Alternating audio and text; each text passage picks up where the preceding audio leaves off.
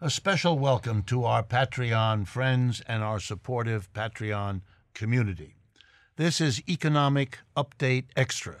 It's a place where we continue the interviews and conversations we've had on the regular Economic Update program in order to respond to your interest in more material and to give our guests a chance to develop some of the thoughts they have. So I've been talking with Chris Hedges, and I'm going to pick up that conversation where we left it off.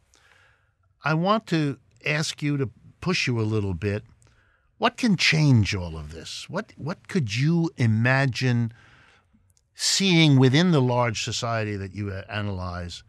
What are the seeds of a possible new direction or a pushback or a change that could take us away from where the society seems to be going as you've laid it out? Well, there are no internal or external impediments now to corporate pillage and exploitation, both of the ecosystem and of the citizenry. They will loot and steal and exploit until exhaustion or collapse. They know only one word, and that's more.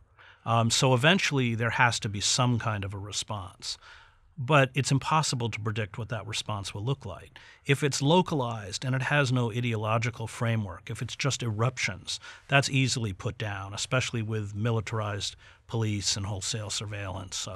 And, of course, Section 1021 of the National Defense Authorization Act, which Obama signed into law, which overturns the 1878 Posse Comitatus Act and allows the military to be deployed as a domestic police force. And as you know, I sued him in federal court over that. We won. And then they denied my standing at the appellate court and at the Supreme Court, so it's law. That's how the system works. They deny the standing on the part of citizens because it's impossible to rule on that issue. It's a black and white issue. It's unconstitutional. So the other problem is if that backlash is exploited effectively by the organs of propaganda like Fox News, and so it becomes a right-wing backlash. I mean, Europe in the 1930s, much of Europe went one way, and we went another. Right. And so, what I hope for is acts of mass civil disobedience with a socialist vision and the direct confrontation and overthrow of corporate power. It's got to be nonviolent. This is why I have battled extensively with the Black Bloc and Antifa. They often picket my events on the West Coast, but they are an impediment to this movement. I watched what those movements did in Eastern Europe. I covered the revolutions in East Germany, Czechoslovakia, Romania. I covered the street demonstrations that brought down Slobodan Milosevic. So I know how it's done. It's often triggered by a very trivial event because the tinder is there, but you never know what will ignite it. And that's always true. So I hold out hope, but I'm also aware, like Blanky, who didn't believe in the myth of human progress, that we can go in a bad way as well. So it's just an unknown. I think those of us who care about an open society and egalitarianism and a populist agenda have to work as hard as we can in order to make that happen. But nothing is sure. What do you think in terms of the emergence of socialist candidates winning a few elections, Ocasio-Cortez here in New York and so on, Bernie? Are these for you potentials? Not within the confines of the Democratic Party. The Democratic Party does not function as a real political party. The base has no say. We have watched the hierarchy at the Democratic Party make war on progressives within the party, purging, for instance, Sanders supporters in California and elsewhere, or in Ocasio-Cortez, attempting to buy her off. I think Nancy Pelosi's now become her best friend or something. So. I can't stand the governor of New York, but he said this kind of wave is not a wave, it's a ripple. I mean, when we look statistically at the Democratic candidates that are being put up for office, a huge percentage come out of the intelligence community and the military. They embrace neoliberal economics, so they sell them on gender. I mean, there's a lot of women or that, but I don't really. If we haven't moved beyond that by now, the idea that it's great to elevate a woman, I mean, there's a big difference between Condoleezza Rice and Cynthia McKinney. I mean, we have to look at what people, I mean, obviously we want more women and more people of color, but we have to look closely at what it is they're espousing. I mean, we got sold down the river by Obama, who turned out to be, as Cornel West says correctly, a black mascot for Wall Street. In the Great Depression, as you said earlier, we went another way. There was a movement from below, unions, socialists, communists. There's an obvious explanation why we don't have it now, because after World War II, we destroyed all of that. That's right. Systematically. Right. But nonetheless, one is entitled perhaps to believe if it happened in the 1930s, it could, even though it has to start all over again. We've lost our manufacturing base, which was vital to organizing and vital to putting pressure on the ownership class. We saw it in Detroit with the sit-down strikes and stuff. We've lost control of the press. That's important. We used to have a diversified, decentralized press. Now press is in the hands of 5 or 6 corporations, Viacom, General Electric, Rupert Murdoch's News Corp, where the acceptable range of opinion, as Dorothy Parker once wrote about Katharine Hepburn's emotional range as an actress, goes from A to B. So it's these ridiculous debates, which aren't really debates. Should we just bomb Syria, or should we put boots on the ground in Syria, as if those are the two choices, So,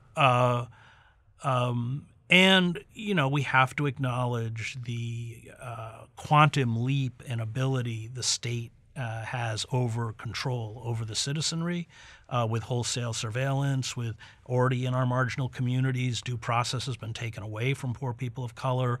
94% of the people in our prison system never even had a jury trial. So there's a collapse of those institutions within the systems of governance that were designed once to protect the rights of the citizenry. So it's a very anemic, we're in a very anemic state. If there is an eruption, it's not going to have the kind of foundational support that it had in the 1930s. Any chance of that shifting? Are there new supports that could emerge? They would have to. I know I'm asking. Yeah, they would have to speculate. emerge very quickly, because we can't forget that the right, since the early 1970s, has built the institutional base that we on the left lack.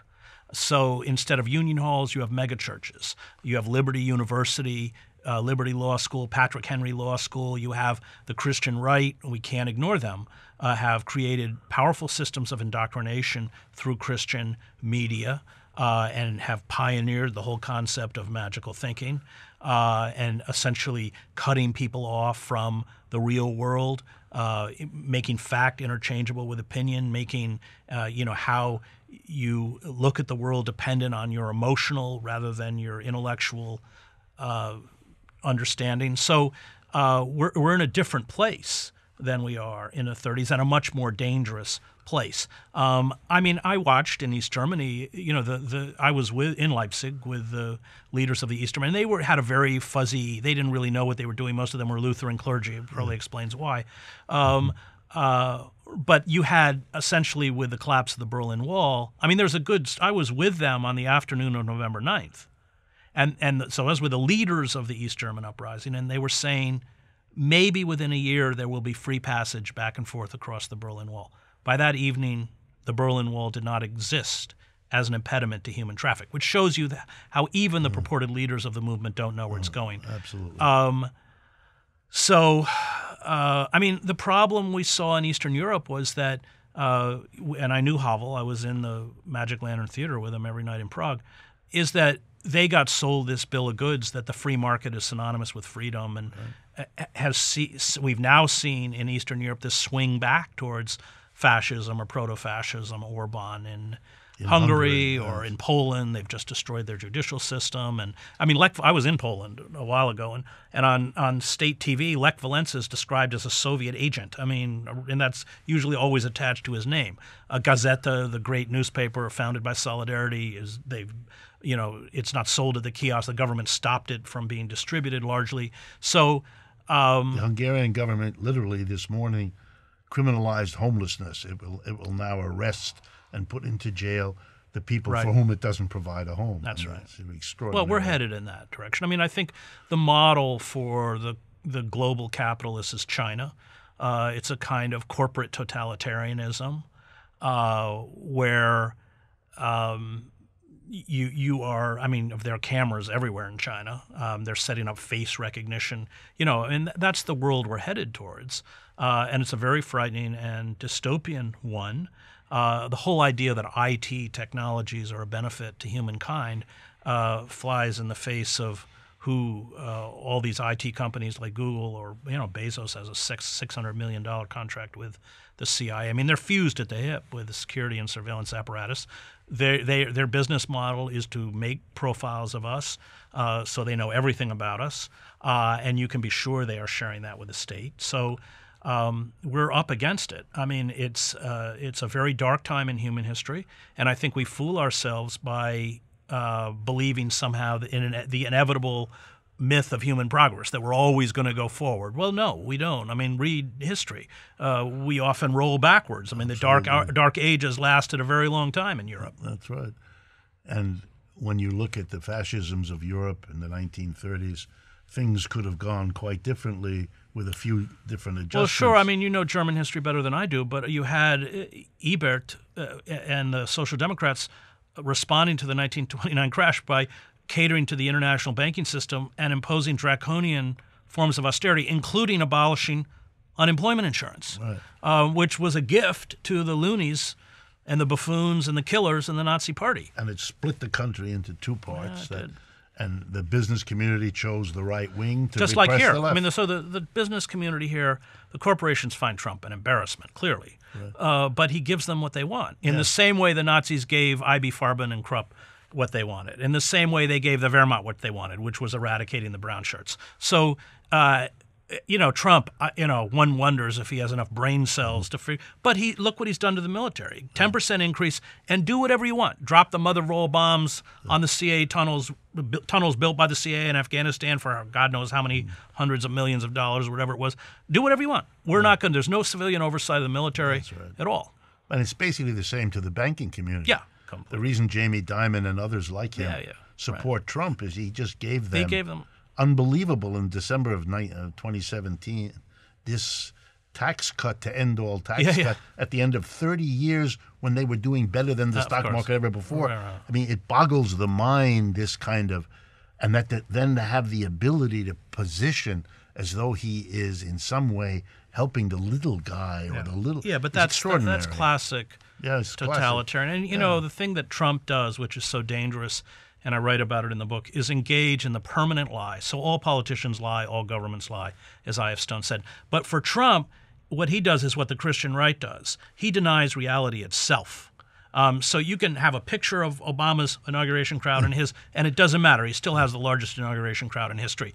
And that's what the Christian right does. And Hannah Arendt writes about this in Origins of Totalitarianism. And the danger of the permanent lie is that it throws the population into kinds of schizophrenia because you're looking at reality and it's being denied. Right.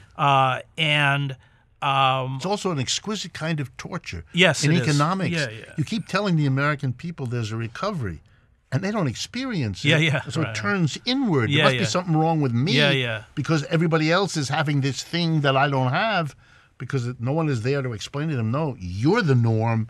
That's a load of it, Well, and meanwhile, what is CNN, what is the media doing? It's endless carnival barking and burlesque and Stormy Daniels and Stormy Daniels' lawyer and Omarosa and then we had the Kavanaugh show, which was like Chronicle of a Death Foretold by Marquez. I mean, anybody who thought that wasn't predetermined just didn't understand what American politics has become. No, evidently Mr. Trump gave a recent interview in which he was asked this question.